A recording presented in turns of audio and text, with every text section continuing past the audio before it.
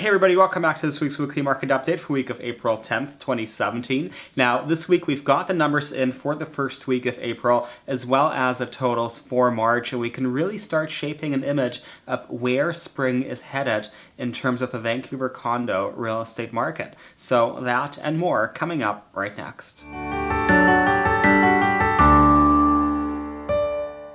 So this week is really interesting because we're going to look at March and then at April so far and analyze what is happening. Let's jump right into it. On your screen right now, you've got the Metro Vancouver regional map showing you price points as a total, benchmark price points as a total for the month of March, and we're looking at increases right across the board. So starting with the west side of Vancouver, we've got $692,000 is the benchmark price points for condos in the month of March. That represents a 0.6% increase month over month, so since February, the month prior, but it also represents a 9% increase in the benchmark prices year over year, which is quite significant. So we know prices are increasing. We know prices are once again starting to increase quite rapidly. Let's have a look to why that's happening. And so if we analyze the data for the last year, and this is for the west side of Vancouver for condos, on your screen right now we have 1 year of price points and fluctuations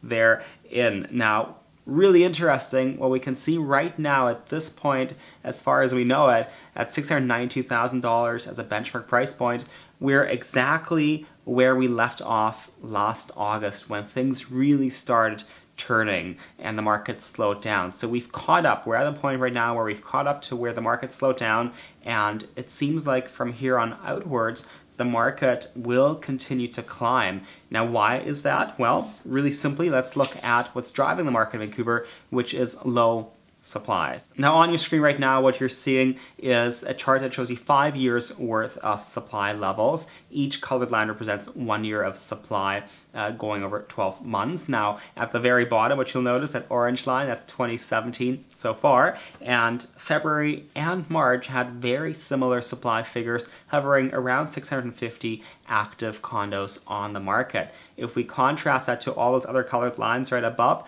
quite clearly we're below all of the previous years in terms of how much supply we have on the market. So really that is what's driving the Vancouver market. It's high demand that's penned up. There's just not enough turnover properties, and there's just not enough options for buyers out in the marketplace. So naturally, that's basic economics 101. When you have high demand and low supply, that's going to drive up prices, and that's exactly what we're seeing in the marketplace right now. So that's the data set that we have for the month of March. Now, if we look at what we have so far for April, we have 172 condos listed on the west side of Vancouver, 124 of those condos selling. So the replenishment is not very high. We're seeing a lot of what's coming in the market selling quite quickly. An overall listing count so far of 640 listings, but again, if the replenishment rate doesn't increase, we're going to hover around 640, 650 listings this month yet again. So projecting where we're going this spring, it seems like we're seeing supply levels flatline, and that's going to keep driving the market upwards in terms of prices and activity. Now, if you have any questions about this market or buying or selling in it, do feel free to reach out to me. I'm happy to answer any questions you might have. You can reach me by calling or texting, number right below. And of course, if you like these videos, we do post on Facebook every week, so make sure you like this Facebook page. And until this time next week, have a wonderful week ahead. Bye-bye.